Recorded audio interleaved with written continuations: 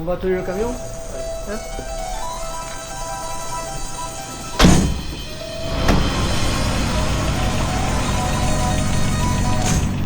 Au niveau des fuites d'eau, nous avons plusieurs cas de fuite. Nous avons des fuites de branchement ou des fuites de canalisation. Donc il y a des fuites apparentes et non apparentes. Donc au niveau des fuites apparentes, souvent nous sommes appelés par les administrés qui ont de l'eau qui sort devant leur maison. Donc nous intervenons assez rapidement sur les lieux, dans la demi-heure ou dans l'heure. Nous vérifions la fuite, nous coupons l'eau assez rapidement si nécessaire.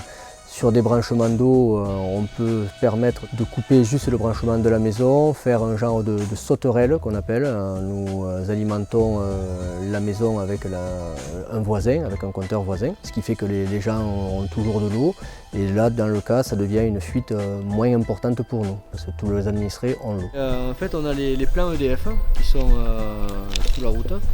Et il faut à peu près tracer l'emplacement des réseaux EDF, des réseaux sensibles, donc avant de terrasser, pour être en sécurité. Donc ensuite nous avons les fuites qui ne ressortent pas, donc là ce sont des fuites non apparentes. Alors chaque année on a une campagne je dirais de détection de fuites et ces recherches de fuites vont nous permettre en fait de détecter toutes les fuites qui n'apparaissent pas. J'engage les gens d'ailleurs quand ils voient une fuite à appeler nos services pour qu'on répare le plus rapidement possible et qu'on soit le plus réactif possible sur la fuite. Chaque année, on investit pas mal d'argent pour faire de la détection sur l'ensemble de nos canalisations d'eau potable et améliorer les rendements, je dirais, de réseau de la communauté des communes. Quand on arrive sur une fuite d'eau, donc la première des choses, voilà, nous coupons l'eau. Une fois le balisage fait, nous découpons la zone de chantier à l'aide d'une tronçonneuse sur chariot.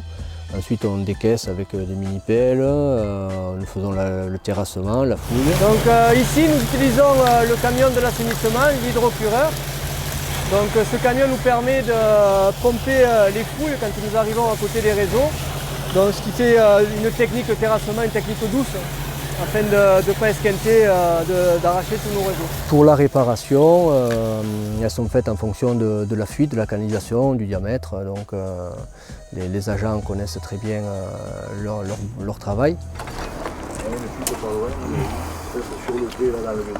À mon avis, il n'y a que celle-là qu'on entend. On a peut-être la fuite sûrement sous la butée là. Donc on va casser ce bout de butée là, c'est la bride là qui est en train de fuir en fait. Une fois réparée, nous passons au remblaiement de la fouille. Voilà. Et compactage et goudronnage et maçonnerie s'il y a besoin. Au niveau de la circulation, nous posons des panneaux, des barrières de sécurité pour la zone de chantier. Et s'il y a besoin qu'un agent fasse la circulation, nous faisons la circulation avec un agent ou deux agents.